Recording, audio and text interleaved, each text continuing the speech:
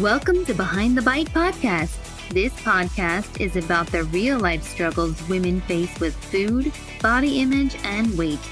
We're here to help heal, inspire, and create better, healthier lives. Welcome. Well, hello, everyone. So every so often, I find myself scrolling through Instagram just to see what's being put out there. And every so often, I come across a post that I honestly have to do a double take on. And this happened just recently.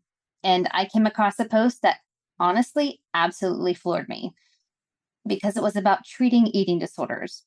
And as someone who treats eating disorders, I make a point to stay on top of the research in our field and to know what treatments are known to be helpful and effective in treating them. And again, I can honestly say that what I read in this post was shocking and extremely concerning. It was so much to the point that I almost immediately DM'd the person who posted it, asking her if she would be interested in being a guest on the podcast. And I was so thrilled to not only hear back from her, but to have her book a time to be on the show. And you may be asking, well, why? Why? It's because it's important to discuss what's going on out there with the treatment of eating disorders in the medical field.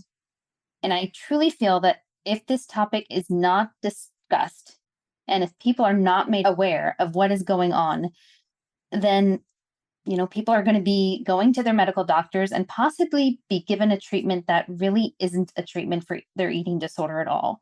And you may be wondering, okay, this sounds cryptic and confusing right now. And okay, that's okay, because we're going to get into all of this.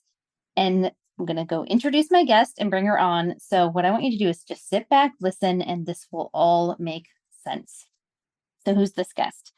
She's the one that posted this post. Dr. Anita Federici she's truly an expert in the field of eating disorders.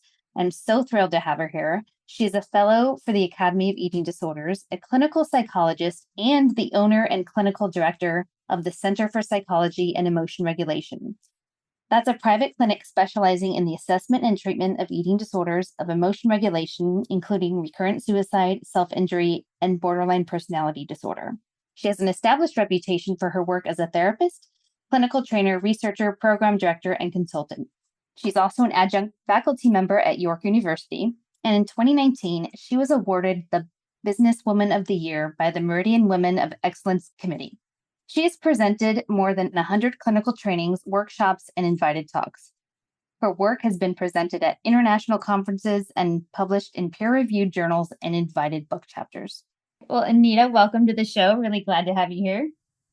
I'm thrilled to be here. Thank you so much for having me. It's always great to be able to talk about these issues. Yeah. Yes, this is a definitely timely topic. So, I've had a couple podcasts talking about Ozempic before, but it seems like there just keeps coming, new information, shocking information. Tell me what you think about all of this. Well, I think one of the we got connected because you saw something that I had posted, and it was specific to the relationship between Ozempic and eating disorders. Right. So I come at this. I'm a psychologist working in the eating disorders field, and I've been over 20 years now.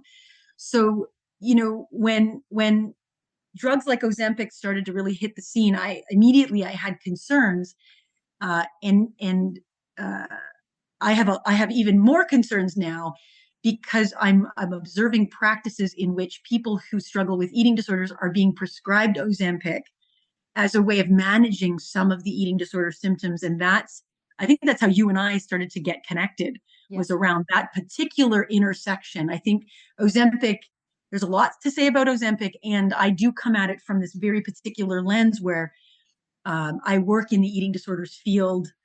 And so it had particular relevance to me from that lens.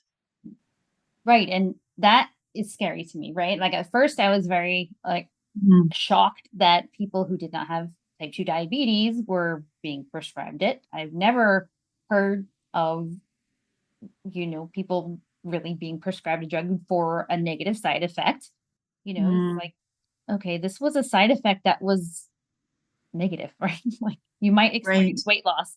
And then all of a sudden it became like this, celebrities were talking about it, became like, oh, let's prescribe it for weight loss now. But now you're talking about something again. I reached out to you because I'm like, wait a minute, what? What? Yeah. What's happening? Are people even aware that if they go to their doctor and they have an eating disorder, that this is actually being prescribed to treat their eating disorder symptoms? Like, what are we doing here? This is not okay. You know, it is, it's concerning from different levels, you know, ethical care, informed consent practices, and more. And, you know, just even as a bit of background, eating disorders themselves are still relatively undertreated, misunderstood, misdiagnosed, you know, and most physicians, if you look at studies, at least in Canada, most physicians have had less than 5 hours of any training in eating disorders assessment or treatment. So you have life-threatening neurometabolic illnesses, anorexia, ARFID, bulimia, binge eating disorder, and so on and so forth. And the primary people that they seek treatment from are medical practitioners, family doctors, et cetera, who themselves don't have a whole lot of exposure, experience, expertise in eating disorders. And now they are prescribing a drug that induces weight loss. So there's some big concerns here because we trust our doctors, right? You go to your doctor, you think they kind of know everything, right? Like you go, Right. well, so, you know, a lot of people say, well, why would I question? If my doctor says that Ozempic is a treatment for binge eating disorder, why would I question that? Especially if I'm suffering, Mhm. Yeah. right? Well, So, yeah, to your point, like you're not going to, especially if, having an eating disorder, this might be something people have been struggling with for so long and they're finally like, hey, this is the wonder drug. This is the panacea. This is what I've been searching for, for so yeah. long. It's going to give me this relief. Like, yeah, of course I'll take this. This sounds amazing, right? Like, Well, and we first have to recognize, you know, part of being able to have these discussions is to not pathologize people wanting to try this or people wanting to know more about it because we live in a culture that is so fat phobic, is so biased about body weight and shape. Like how could it be otherwise that people are looking for the holy grail, right? Of course they're looking for the holy grail. Of course they're going to be drawn in by the marketing campaigns that promise a better life, an easier life, a healthier life if you would just lose weight. I mean, that's the messaging people are told every day. So of course people are going to say, hey, I want to know more. Like it would be strange to me if they didn't. Now, what's concerning is that, well, there's lots of things that are concerning, but from the eating disorder side of things, of course, somebody that struggles with an eating disorder is going to be drawn into that and is very vulnerable, right? So now we have this kind of circumstance or set of or a situation in which people are, they don't like themselves, they don't like their bodies, they're trying to lose weight for different reasons, sensory reasons, you know, all kinds of reasons. They go to a physician, and the physician who may not have adequate training in eating disorders may see someone struggling with weight, chronic dieting, is unhappy with their body, and might say, hey, why don't you try this? Right? well, and so just imagining this, right? So somebody, yeah, to your point, you know, our toxic diet culture, sure. But what I'm concerned about is this medical doctor is saying to they're speaking ed to them, saying, yes, something is wrong with your body. That's right. You're not health. They're just weight biased. They might not even have a health issue, right? They might be there for whatever reason. Their body might be perfectly physically healthy, but they're saying something is wrong with you. I'm going to prescribe this medication so that you're okay, right? I'm going to make you okay. That's Ed talking, right? It's speaking their language. Ed's going, yeah, see, someone else is Yeah. Well, validating of something's wrong course. with you, right? Yeah. And take this, and then you'll be happy. You'll be healthy. You'll be worthy. This will be, what makes it Well, okay for you to be, in a better body, an acceptable body. So basically, the message is like, your body's not acceptable the way it is. We're going correct. to give you this and treat this. And the problem is now, the person's not going to get to the root cause of why maybe they have their eating disorder. Like, what is the purpose of them turning to Well, food? it's going to mask that, and they're not going to do the work to figure out No, like why they were turning to food in the first place. And that's where I have the struggle and the problem. you know, part of it is the promise that weight loss will solve all their problems, right? That's weight bias right there. Yeah. The other thing that you highlight is that this sort of lack of knowledge that this ongoing weight discriminatory attitude that permeates healthcare, right? That says you must not be well if you live in a larger body or you struggle with your weight. Therefore, the answer is this. I also think that there's a problem when there are not proper assessments to figure out if there's even an eating disorder on board. So I have been inundated lately with people writing to me saying that they are going into physicians, nurse practitioners, because they're having body image concerns, because of their eating disorder issues, and they are being prescribed Ozempic and being told that it is an evidence-based treatment for bulimia nervosa and binge eating disorder. That's what started some of my posting on social media, because I thought this is wild. I'm going to read something to you. Somebody sent to me. I change a few things, but this is a client that sought treatment for bulimia and binge eating. Um, they were experiencing severe body image distress because they had gained weight during eating disorder recovery, which is actually a normative goal, right, of eating disorder recovery, even though it's very difficult. The physician justified putting them on Ozempic by saying it would likely help their body image distress, that they were in the overweight category of BMI. So this is someone that's gone through eating disorders treatment and is probably at a wellness weight that is more suitable for their biology and their metabolism and so on. The physician says you're overweight because of your BMI, so losing weight was justified and it could improve their mood and decrease suicidality.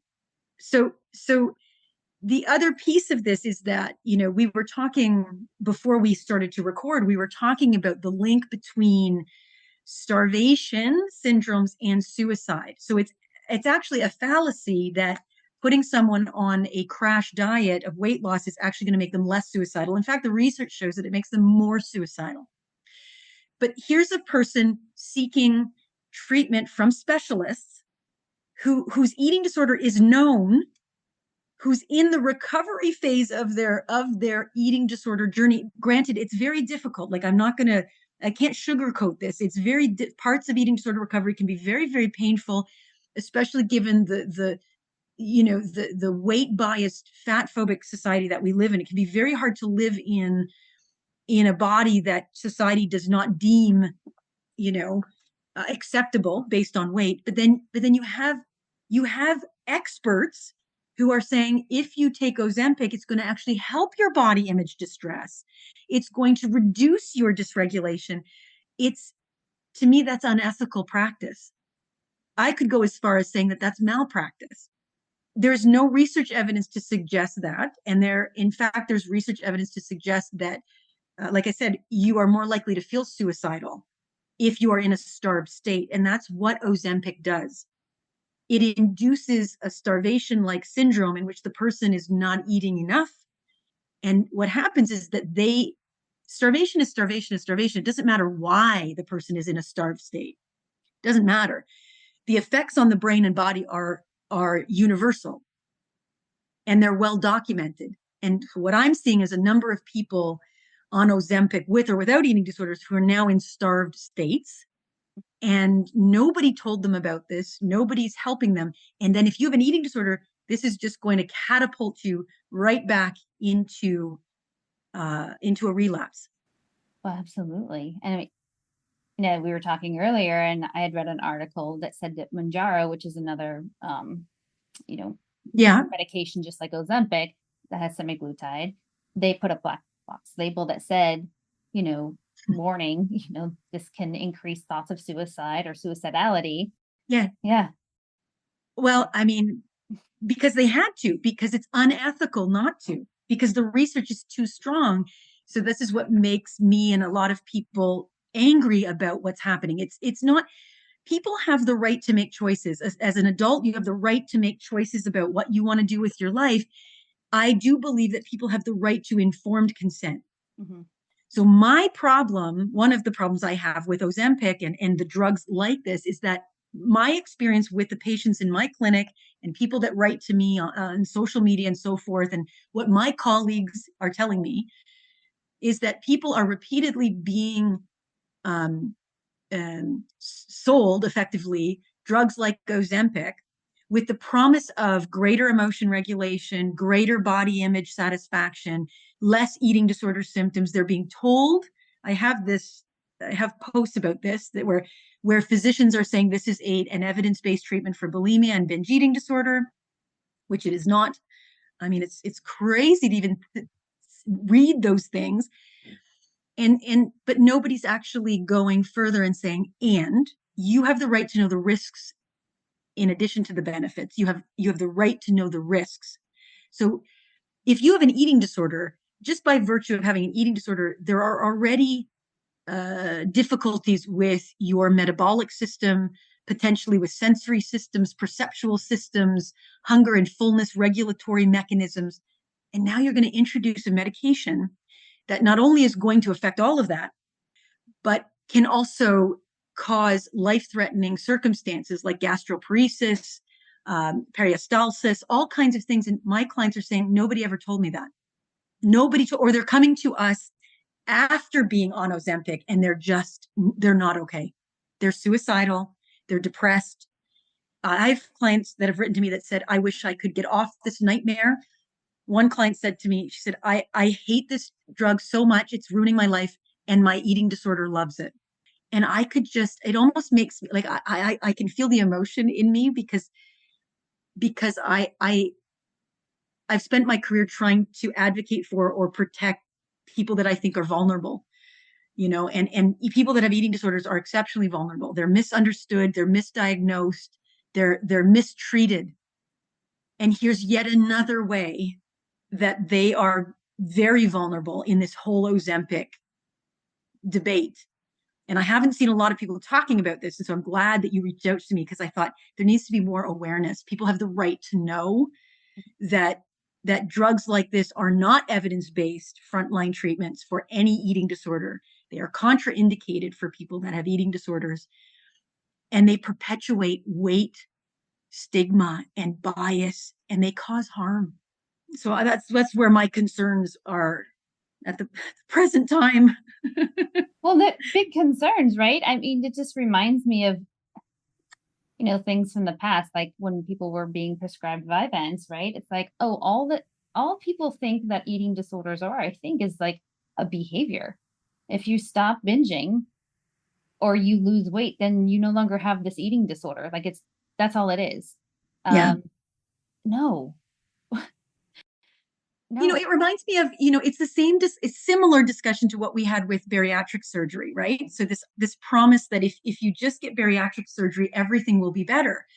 And it can be like, I have colleagues that work in bariatric clinics and they have different data that I try to say very dialectical. I try to say, I know that there's multiple truths. I'm not an extremist and I am an advocate. So I know that some people will describe feeling less joint pain and things like that. Like that's not my area. I can't speak to that the way other people can. What I know are the people that come to me or my clinic or my colleagues and say, I've done bariatric surgery and now I'm a mess. Mm-hmm. And I can, I don't know how graphic you want me to get here, but there's all kinds of side effects and problems that are secondary to bariatric surgery that most people have no idea about. So I've had clients that say, if I had known that this could be what happens to me post bariatric surgery, I never would have done this surgery. But now they can't reverse certain surgeries. You can't go back. And so, it feels like yet here we are again with the new flavor of the month. Mm-hmm. Right. I was talking to somebody who said that somebody had just gone through, again, it was bariatric surgery, but I could argue the same thing is going to happen with drugs like Ozempic, who lost so much weight and they had no support after this. So they're in a starved state. They've lost a bunch of weight. Nobody is there to support them or to help them. And if you have an eating disorder, bariatric surgery, Ozempic does not treat an eating disorder. So now you have people that are in even worse conditions, and there's no support for them. Well, let's fast forward here, right? Mm-hmm. Um, People go off Ozempic, right? Let's say they did lose weight. Right. Let's say they, that side effect, that effect happened. They go off. Nobody's is anyone telling them like you go off, what happens? The weight comes back on, right? I I don't know. I mean, I think some people. It's definitely been in the media that so far the research shows that you need to stay on this medication for life. Right. That's what I am hearing. Again, I am not a medical physician. I am not an expert on these things. What I am reading in the published literature is that if you go off, you can't sustain the weight loss, which, right? So I don't, to what extent people are being informed of the pros and cons of that, the effects that this kind of medication may have on your gastrointestinal system, your quality of life. I don't think people are doing an adequate job of educating people. At least there's a large group of people that are contacting me that are not, they don't have access to that information until it's too late. Right. And I think that's the point. It's too late. It's already caused some damage, health damage to somebody's body. And are those things irreversible? Like, if somebody has, I don't know. there's We just don't not know. enough information, right? This is irresponsible. And, as I'm sitting here talking to you, I'm just thinking like, because the medication was known to be so expensive for people who did not have type 2 diabetes, it sounds to me like they're just coming up with, oh, we need to find other diagnoses, other medical diagnoses to justify prescribing it, that it can be covered so people can get it. There is that. I mean, you see it all over social media, like how to get Ozempic if you need it for, like it's all over. So I think, but it speaks to what it really signals to me is just how damaged our society is when it comes to appearance and weight. I mean, we can't deny that if you live in a larger body, you've already accrued decades, depending on how old you are, I suppose. You've had a lifetime of being stigmatized, marginalized.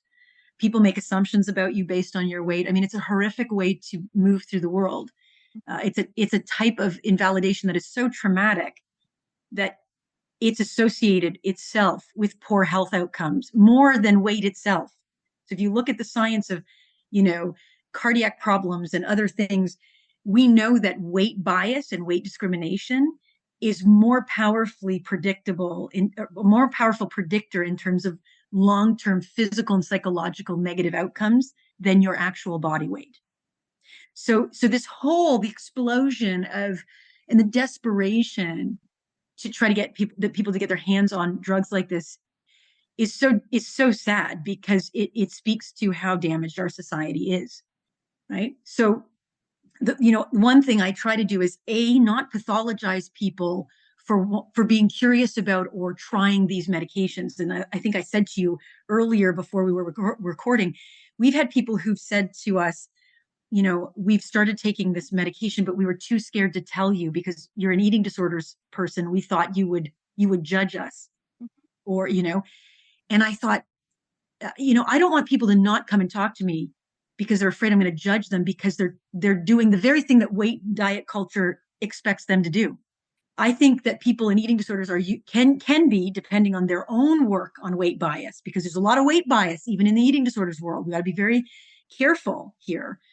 But I do think that we can be well suited to actually say to people, let's have conversations about why you're doing this. Do you know the pros and cons of being on this medication? Do you have informed consent? And I cannot tell you the number of times people have been in tears saying, nobody told me this. And I say, you have the right to know. You also have the right to try things. You have the right to if you want to try. I'm not going to judge people for trying these medications, because we've created a culture where, of course, you're going to want to try these. Like, I'm not going to judge you, because that's not going to help you. Me judging you won't help you. I'd rather have an open door where I say, listen, I have concerns, and you're an adult and you get to make decisions. But do I think weight loss is going to solve your eating disorder? Absolutely not. No, my opinion is it's going to perpetuate it. It's going to make it worse. We know that, except we have too many people out there meeting other providers who are saying this is a treatment for binge eating disorder. This is a treatment for bulimia. So it's very confusing to people. Yeah. It's extremely confusing because they say, or sometimes like I'm a psychologist, right? So they'll say, well, but you're not a physician. And I say, yeah, you're right. I'm not. So I can only present what is published in the literature and what I know. So I'm concerned because of this. You get to decide what you want to do with the information, but I'm not going to judge you for doing the very thing that diet culture, of course, like that is the effect of diet culture, that you are going to pursue this and your eating disorder is going to like this. Okay. So I start with education. I think knowledge is power. And I think non-judgmentalness is important. Um, because it ostracizes a whole group of people. Like if I come at this in a real angry way and I say, this is all weight, it is weight bias, it is damaging, it's extremely harmful. And I want to be able to talk to the people who feel like they have to be on it or nobody will love them. They have to be on it or they'll never have success or love or whatever. They'll never be healthy. I want to be able to talk to you and help you figure this out. But if I come at this too strong, what the feedback I'm getting from people is they won't come and talk to us. So they're now alone with other people who are quite biased, and I don't want that for people. That's why I want to be able to talk with people like you about this. Well, I think the anger is not, from what I'm hearing from you, you're concerned for your patients, but the anger is really directed at the people who Yeah. are prescribing it and not Yes. really knowing the real negative effects it's going to have on people and what they're really doing to the eating disorder and how counter it is to the work we're doing with people. And that's really where I have the rub is the work I'm doing with patients. How does that affect what we're doing in my office if they're being prescribed this, right? What's Well, happening? you're not going to cure, you're not going to manage, like what I would say to somebody who's come to me for eating disorder help, Mm-hmm. who might also be prescribed Ozempic. Okay. I already know I got to start right there. There's no way I'm going to start on we're going to work on normalizing eating, and we're going to work on challenging your thoughts and working on emotion regulation. I'm going to do some of that, but the bigger problem is that this person believes that the one of the ways to be better is to lose weight. I have to start there, and so I have to sort of talk about the fact that of course they feel like that's the impact, that's the influence. Let's talk about why you believe that. Let's talk about how diet culture has changed your life and has shaped you. Let's talk about where you've been bullied and shamed and left out because of the way you look. Let's talk about how you feel inside your body, right? Let's really understand what you're trying to solve here, right? Um, and I do give people the freedom to choose. Like I can't cure your eating disorder. Well, cure is a big word. I can't help you with your eating disorder if you're actively trying to lose weight. Like I can't do that. That's like a magic that I don't have. I wish I could make everything better for everybody, but I can't. But I can help you understand why you're choosing Ozempic. I can help you understand the pros and cons of that. I can help you understand how we treat eating disorders, and I can let you make an informed decision. Maybe I'm not the best provider for you because I can't sit here and just ethically watch you lose weight. That's too hard on me. I can't know what I know and just go, okay. Like I can't do that. But I can sit with you for a period of time and help you try to figure out what are you really after and how can you be less mean to yourself and figure this out in a very wise place. But you can't stop a binge purge cycle. You can't stop anorexia by inducing anorexia. Like it's I can't do it. But people deserve to understand that. So I'm not just going to close the door. Like some people said to me, Anita, if they're on Ozempic, why would you even see them? Then you support weight loss. I said, no, I don't support weight loss. I've never supported weight loss as a way of curing anything. But what I won't do is just say, oh, you're on this drug, therefore I won't see you. I won't do that. But not everybody agrees with that. But people also don't know, I think it's important that people have choice in terms of what they're choosing to do with their lives, right? And you can't make educated decisions if you don't have informed consent, right? So if you had to get treatment for cancer, right? And the physician said, you know what, Christina, this is the treatment. It is radiation. This is going to be great because it's going to shrink the tumor. You are going to feel better. This is, the odds of this recurring are way low. And you're going to go, yes, Yeah. please. Like, can I start tomorrow? Like, of course you're going to do that. That physician also has to tell you what are the risks of the surgery or the radiation? What are the short and long-term effects of doing this? Where is the radiation happening in your body? Might it affect your ability to have children? Might it affect your ability to do other things? Ethical care must include those things, and the physician must be satisfied that you fully comprehend that information. So when you look at, medical treatments, they take a lot of time. Like if you've ever had a medical procedure, like they want to make sure you understand that if you get on that table for surgery, there's this percent risk of death. The hospital's not held liable, on and on and on it goes. But for this, there seems to be a sort of a sweeping, you should just be on this. I think this is going to solve all your problems. And now people are saying it's evidence-based for eating disorders. And I say, okay, I can't stay quiet here. No, and I'm glad you're not, because yeah, well, please don't be quiet. I think the more of us need to be louder and more vocal. And here's the other thing, right? Didn't this become more of like a popular drug from more of a celebrity coming on and making it public? And this person was not in a larger body, let's be honest, right? This became kind of a, I don't know, celebrity drug for people who had money, who could afford it, who did not have type 2 diabetes, who were already in conventionally like attractive bodies. And so that to me is also concerning. It's like, what is happening here, right? Like that's pretty awful. It is, and it's what's always happened in Hollywood or in celebrity, right? It's the glamorization. Like back when I trained in eating disorders in the 1990s, early 2000s, we would talk about the glamorization of anorexia, right? Right. We can go into sort of all the ways that heroin chic and being, twiggy and the, all of that people have always glamorized it as the sort of epitome of beauty and success and achievement and motivation and whatever. So this doesn't actually surprise me that you're seeing celebrities, using these medications to achieve that status, because it's always been that status in some way, shape, or form, right? Whether it's thin-spiration or fit-spiration or the slim, thick ideal, depending on what culture you come from, the thin, thick ideal, so that Kim Kardashian sort of look, that has always existed in Hollywood, and of course it does, because I can't imagine growing up in a celebrity environment, right? Where the pressure to look a certain way is magnified. Like, of course they're going to do this, right?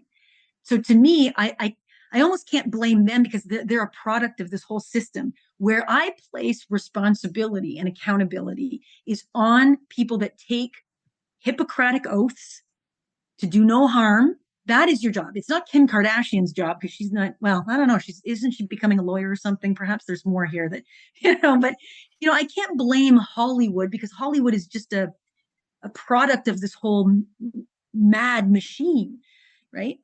I place accountability on the people who have the prescribing privileges and who have an ethical duty to do no harm.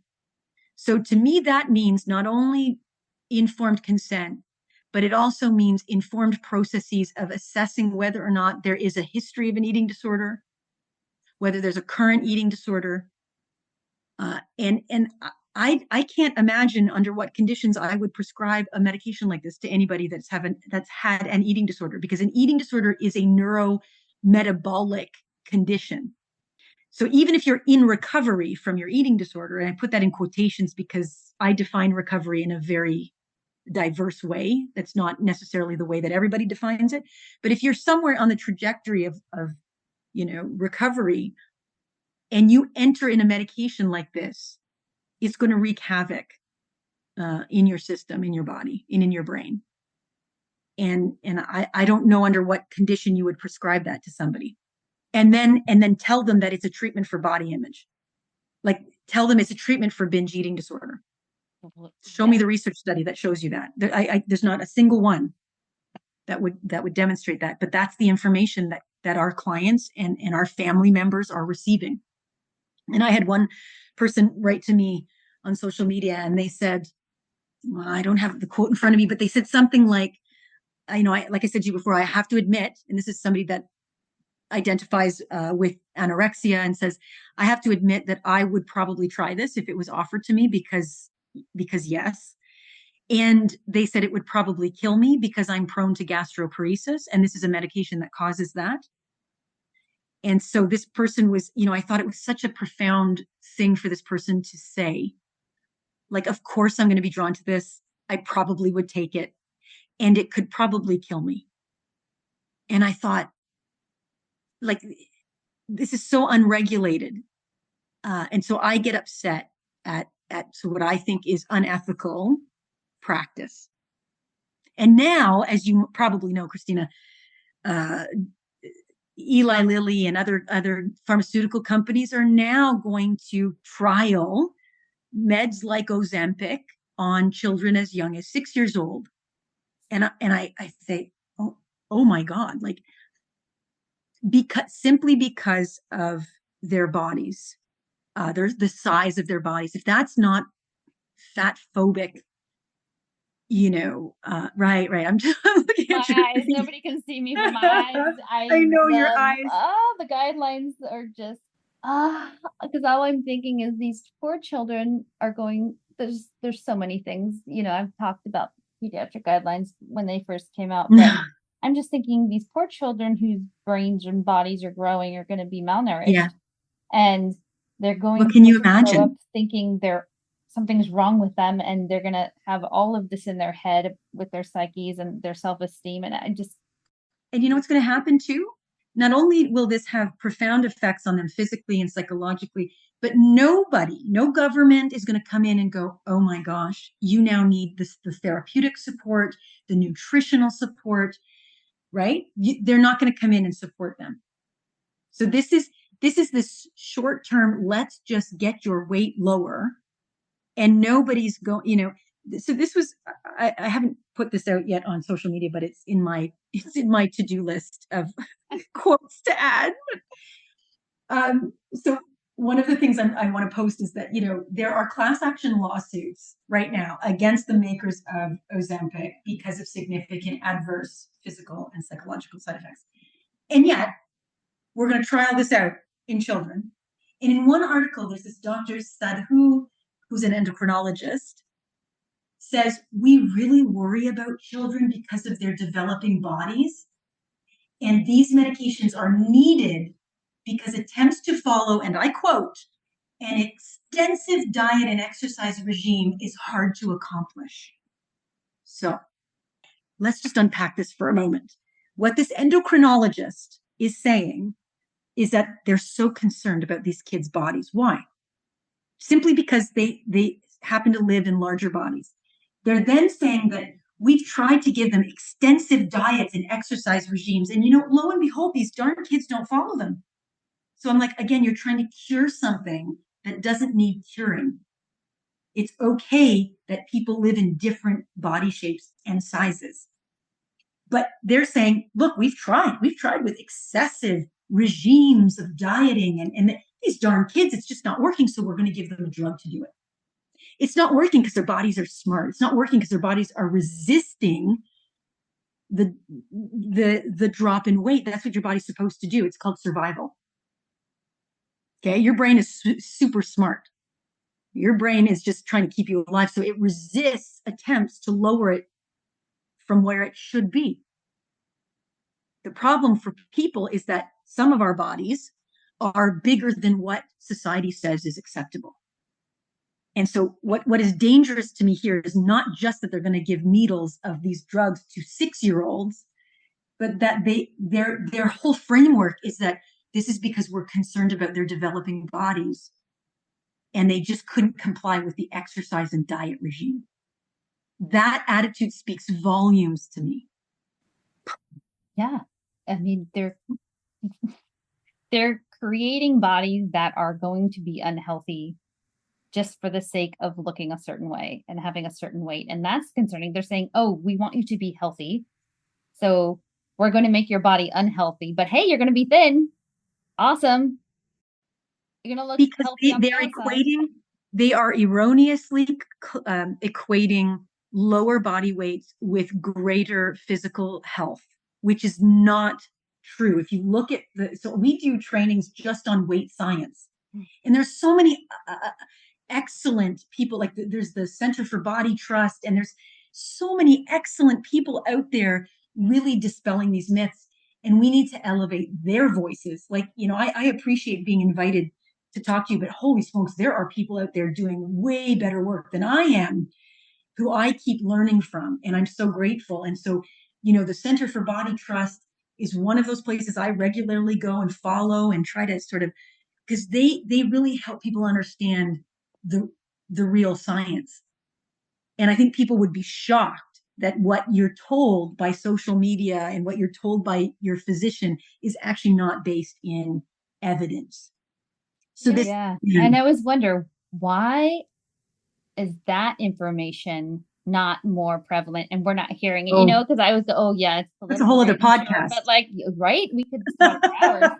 But how often, right? If that information was what we see on social media, would that be great? I mean, yeah, they probably don't have $76 billion like the diet and beauty and just Well, but it's a biased sample. I say, well, who's got the money? yeah.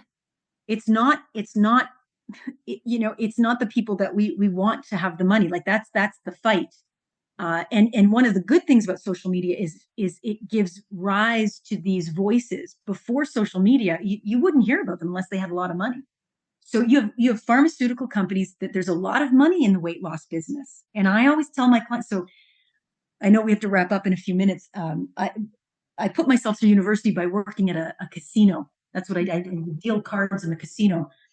And so when I started to work in eating disorders, I said, oh, holy smokes, the dieting industry is like the casino business. Right? You're not meant to win.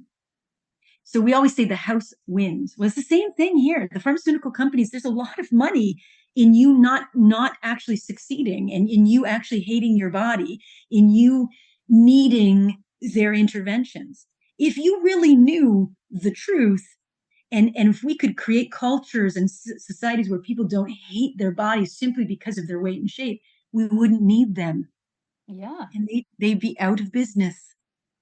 So this is a huge socio-political, ethical debate. It's not, you can't reduce it to one simple argument. It's very complex.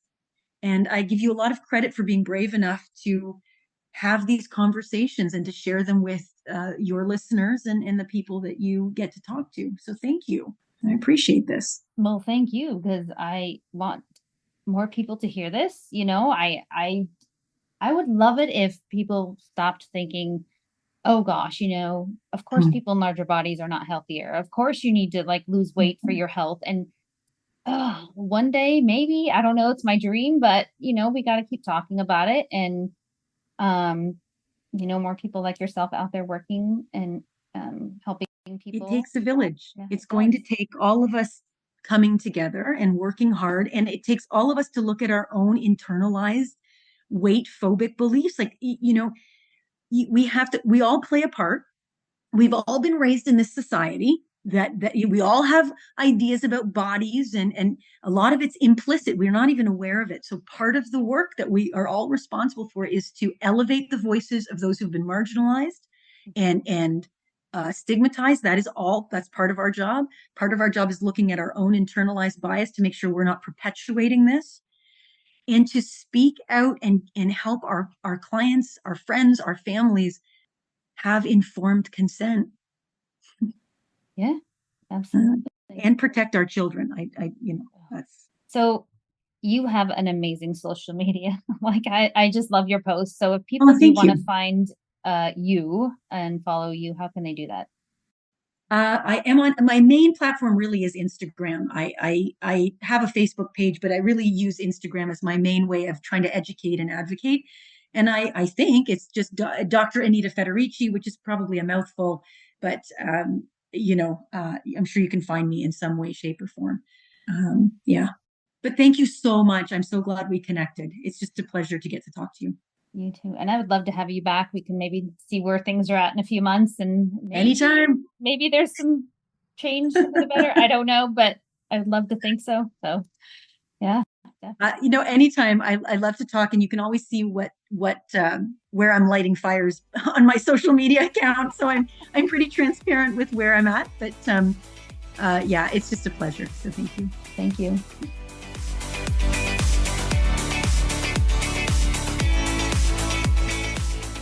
This podcast is designed to provide accurate and authoritative information in regards to the subject matter covered. It is given with the understanding that neither the host, the publisher, or the guest are rendering legal, accounting, clinical, or any other professional information. If you want a professional, you should find one.